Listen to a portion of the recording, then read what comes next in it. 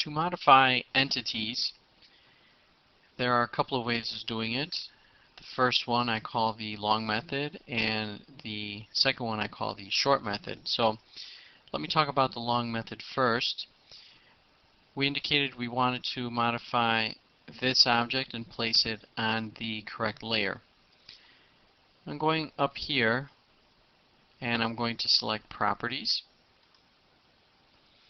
and that opens up a new window. On your screen it may appear docked, like so, or it may appear floating, and it may appear to be a different size. But you can change all of this as I'm doing now.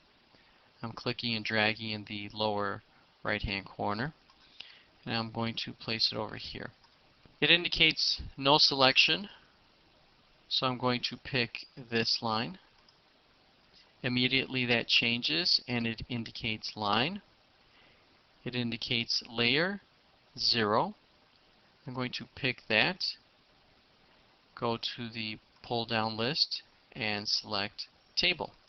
Just like that, I have modified the properties of this line. If you look at this window, it has general information about the line and the geometry of the line, and I can click and drag when I see that hand appear and go up and down to look at all of the properties associated with this one entity. I've completed that portion, so I'm going to close this window.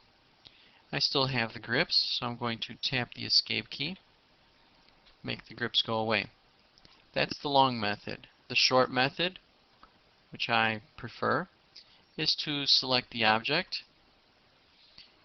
It indicates on my list of layers that it is currently on layer 0. I simply will pick table, and it places that object on the layer table, just like that. So those are two methods. I could have obviously created the layers first and then started drawing. Again, many different possibilities when you are drawing in AutoCAD.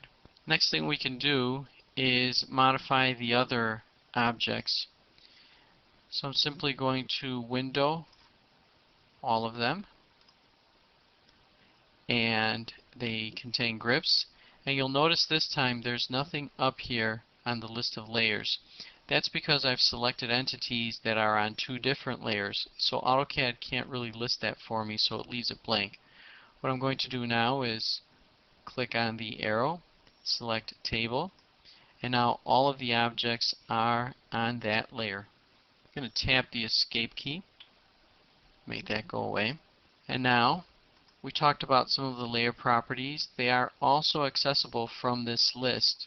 As you can see, the turn a layer on and off is available to us.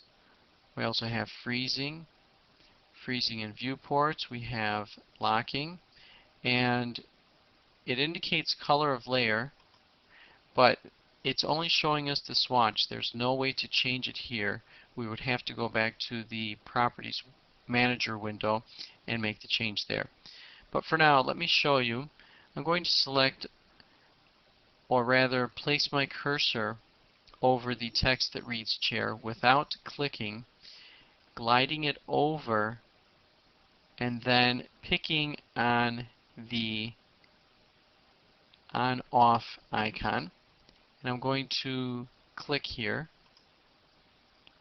and it indicates that that layer will be turned off as soon as I am done here. What I have to do now is click anywhere in the drawing screen, and just like that, the information on that layer is no longer visible. It has not been erased. It is only off. To bring it back, simply go to the list of layers and turn that back on, and then clicking anywhere in your drawing screen. Next thing I want to do is lock the layer by picking on the lock icon, selecting anywhere in the drawing space, And I'm going to try and copy some of these lines. And it's just not possible because the command line reads objects, the last object was on a locked layer. So I'm going to tap the escape key, get out of that, and select the list again and unlock it. So you don't always have to go to the Layer Properties Manager. It is possible to have this closed and make the necessary changes here. For example, now I can make layer table current or layer chair or back to 0. And I can also turn any one of them on or off.